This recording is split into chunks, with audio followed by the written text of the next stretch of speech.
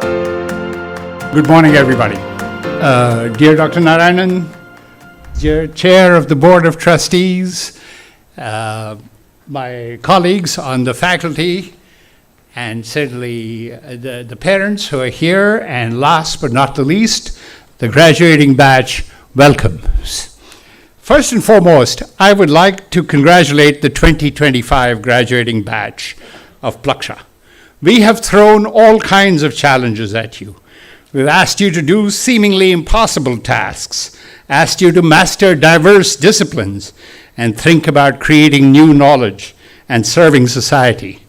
This is a lot more than asking you to walk and chew gum at the same time. But you have multitasked.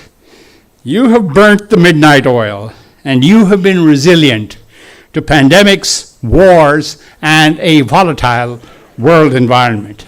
I'm sure, congratulations.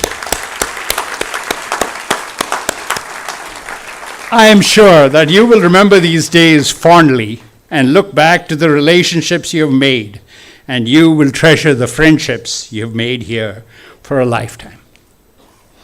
Plaksha is a young institution built on the premise of collective philanthropy and the conviction of its founders that by giving back early in their lives, Plaksha is a grand experiment in reimagining pedagogy in the 21st century. Let me tell you a little bit about the journey that led to that. In 2017-2018, before the pandemic, a small group of founders, Vineet, Neeraj, Ashish, and Hitesh, among others, began brainstorming about how one could re-envision technology education which simultaneously combined elements of design, a surrogate for problem solving, and entrepreneurship, new business models, to solve the biggest problems of society. This involved teaching leadership skills in the newest, jazziest technologies with the mission of creating new knowledge while giving students the skills to engage with the knottiest, K-N-O-T-T, knottiest problems confronting society. They brought their ideas, actually also with Pallavi, to Berkeley, where we are already deeply partnered with Ashoka. And I was instantly sold on this vision, and actually even Vineet was remembering what a confluence this was. In a series of meetings, we embraced a deep-seated desire by students to combine design and entrepreneurship as a synthetic experience to integrate what used to be a primarily analytical model of classical education, which has been the vogue for 1,000 years, even in some of the great universities of the world. But then, from the very earliest days, Indian cultural thought has always emphasized a holistic, integrated view of knowledge. Epistemology is the fancy Greek term for it. The founders group really engaged with me on developing this vision over some memorable meals at a restaurant, which some of you may know, called Bukhara in Delhi, to build out the rubrics of a new kind of research university with no balkanizing departments, but a matrix structure of programs and research labs. At the same time, Rakesh and Sunil Bharti Mittal were also thinking about their new university. All of these creative energies came together in the great fusion that is Plaksha. From our founders, Plaksha has inherited a startup culture to allow her to perform experiments in higher education, to be responsive to the aspirations of our students, and to make changes in its pedagogy. Just like the obligatory 3 changes in business plan that every startup needs to make before it becomes successful. You have been the first class that has been exposed to this bold new vision of a 21st century. The Latin term is Universitas Magistrorum et Scholarum, which means community of scholars and teachers.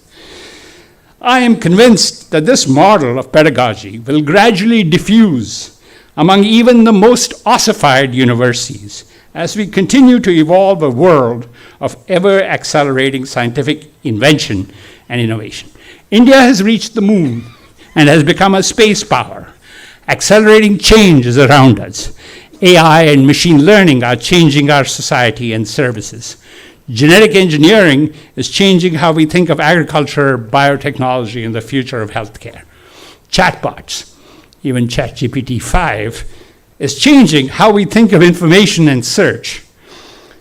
They're changing how we think about the nature of intelligence. Self-driving cars and unmanned aircraft are changing how we think about transportation. And all of this is against a backdrop of digital societal transformation, which has brought us new services such as ride shares, instant logistics, and smart infrastructures. The opportunities are truly monumental. We are at the cusp of an unprecedented era, possibly even more momentous than the ones following the Industrial Revolution. At Plaksha, we have pivoted quickly to take advantage of this transformation. The Bini Bansal Institute for Inventing the Future at Plaksha and the Harish and Beena Shah School of AI and Computing will help prepare students and alumni like you to stay connected with the latest advances in the field. Please be sure to stay in touch with Plaksha and your continuing education, in addition to your fellow alumni. We pledge to support you through your entire career through lifelong learning. India is well positioned to play a major role in shaping the destiny of the world, not unlike when Nehru said, "The tryst with destiny." This is a new tryst and a new destiny. We are soon to be the third or fourth largest economy in terms of size of GDP, and as the per capita numbers grow, there's indeed room to grow even more. India has done well to establish itself in the world of IT, and indeed to have maintained its expertise in manufacturing. I want to conclude by telling you about a wonderful leapfrog opportunity for you and your careers.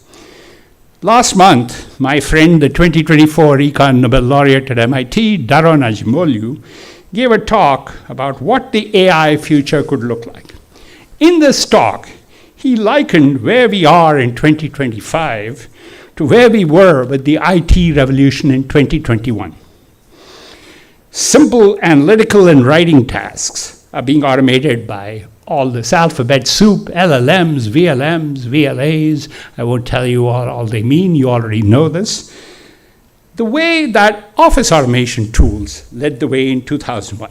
However, his contention is that only 1/5 of the tasks of an economy is exposed to this. And roughly half of that is areas where it is profitable to automate using AI.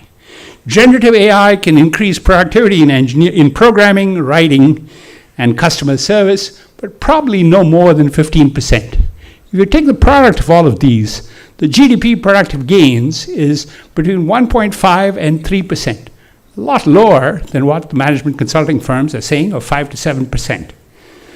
Manual dexterity-intensive jobs, for which we do not have flexible robotic and intelligent machines, are 30% of the economy, even though humanoids and handling robots and robo-taxis are under development. They're not yet part of the GDP. Finally, complex cognitive judgment-intensive tasks are not exposed to AI and may well have difficulty even with AGI, or artificial general intelligence. Thus, I feel this is not unlike the anemic growth in productivity of the IT revolution in 2001, which actually led to a bust. But this is not what I think. I have a much more nuanced and optimistic view for you. And that says bringing intelligence into the physical world, referred to as embodied intelligence, will be the difference maker. How we design and manufacture certifiable, insurable, and understandable automation in the physical world. Factories, pharmaceutical, ag bioproducts are huge sectors of the economy which are as yet inadequately exposed to the potential of AI. Consider, for example, the development of new materials, new battery chemistries, carbon capture, technologies for manufacturing in space, food beyond meat, and using all of these can use the incredible new tools that could come from AI. Making these technologies explicable, safe, and with privacy, security, and other safeguards is indeed the challenge of our times. And in sort of Silicon Valley jargon, they call it the NBT, the next big thing. I hope that you will have a say in how NBT takes root in India and the world. Let me conclude by saying you are graduating at a time of incredible promise and a time of intense social turmoil. You will be called upon to embark on the challenges ahead with a steady moral compass and, most importantly, a sense of compassion. Remember, as you go forward, your mission is not only to invent the future, but also to serve society and indeed the world. Go forth, flourish, and change the world. May the Plaksha force be with you. Congratulations.